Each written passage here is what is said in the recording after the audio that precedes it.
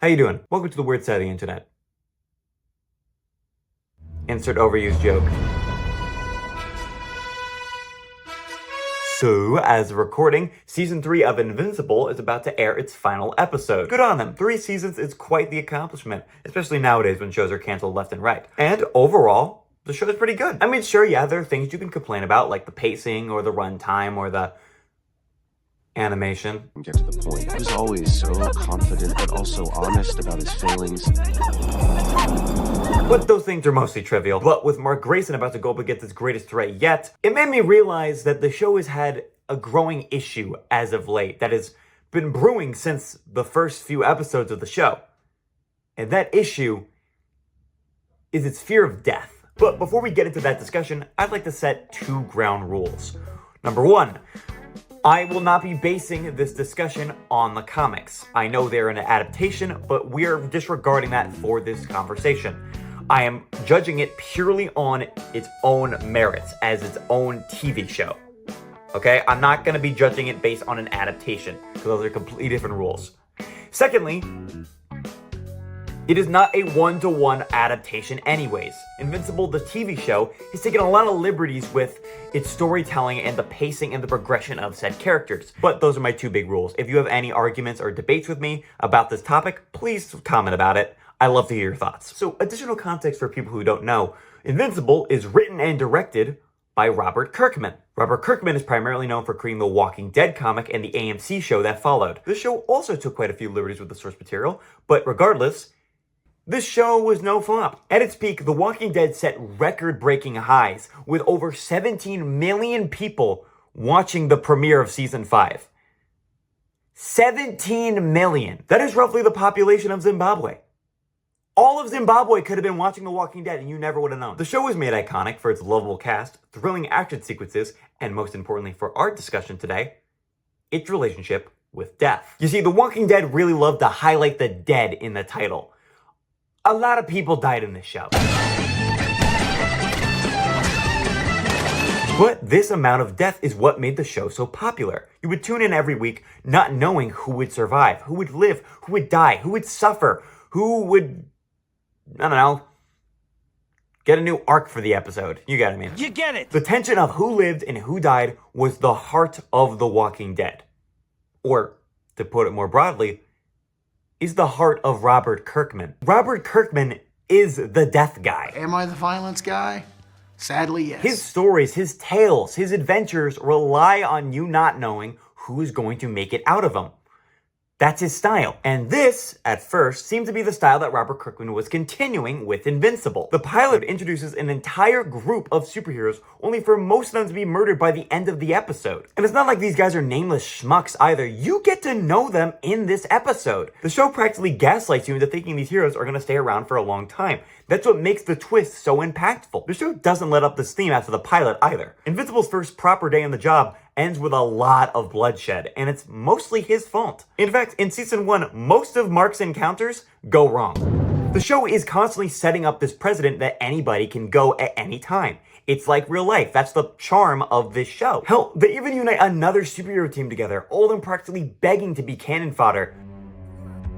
This all comes to a head when Invincible and his superhero team end up in a death match with Battle Beast. It is in this very battle, however, we have our very first instance of death dangling. It's a cute little term I came up with myself. It basically just means dangling a character's death in front of your face like keys. Jingle, jingle. This death dangling is first introduced and seen with Black Samson. Ah! Invincible! Black Samson, retreat! So you see, Black Samson up to this point hasn't really done much. They set up that he used to be a member of the original Guardians of the Globe before they were terribly murdered, but he lost his superpowers, and now he is only back now with a super suit that is only merely giving him like an Iron Man-like suit. He's decent at fighting, he's done his job well, but ultimately he hasn't done much for the plot and the team as a whole, so, well, it would make sense to kill him here.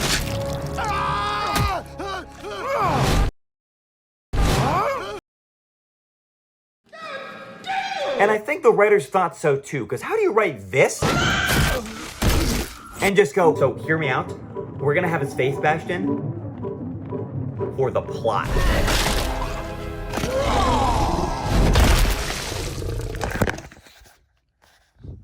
bro, come on. Monster Girl has been introduced as a 20-something who has been growing younger every single time they turn into the Hulk. But regardless, she gets destroyed so hard in this fight, her skull is showing. Yeah, I mean, I guess pretty lucky that she was saved by a fucking flower. But Donald and the Immortal also get death dangled this season, but I will let them slide due to the fact that their power set is coming back to life. However, I will say, isn't it kind of weird that the Immortal isn't the only one that can come back to life? Moving on to season 2, the next appearance of death dangling occurs in the fight between the Guardians and the Lizard League. Here we have Rexplode, who can make anything combust by touching it, Shrinking Ray, who can dilate her size whenever she pleases, and Duplicate, who can multiply herself into a small army. This death dangling in particular is interesting to me because this scene actively wants you to think they're dead. Help!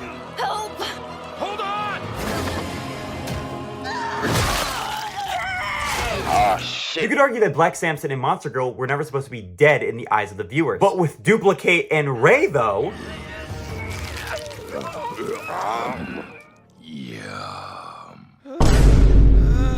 No, yeah, they wanted you to think they were dead. Honestly, you could even argue that Rex's development would have been improved if both his teammates died on his watch. But no, Kate needed to live so she can get immortal, and Ray needed to date Rex.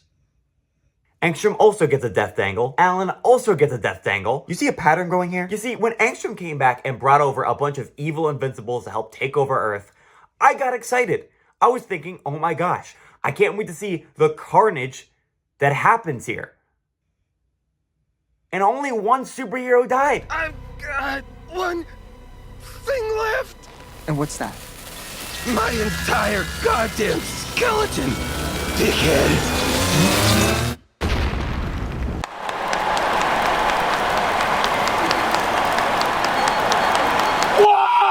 Oh, sorry. Business Baby also passed away. Rest in peace. What a fucking joke. Oh, even in the same episode, Ben Schwartz alien gets death dangled. Don't you dare shush me. Nolan!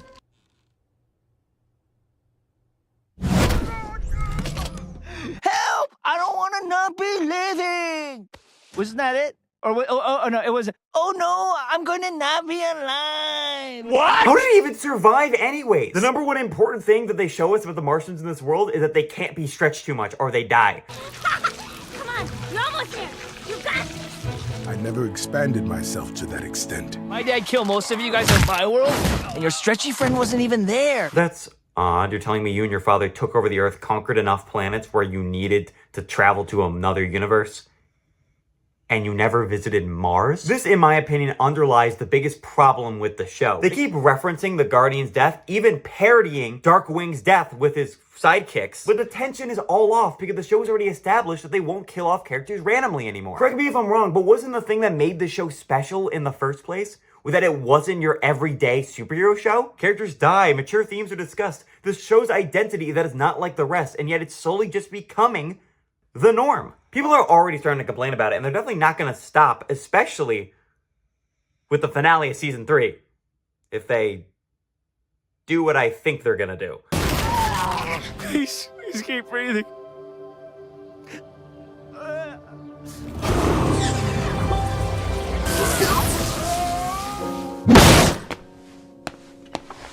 But ultimately, this isn't a diss on the show. It's a constructive critique. If you want to keep these characters around, don't death dangle them. Or maybe you guys can think of a good compromise. Let me know in the comments. I'm genuinely interested in hearing what your guys' thoughts are on this. Thank you so much for watching. Be sure to like and subscribe and hit the little bell thing on top. I don't usually click it, but if you do,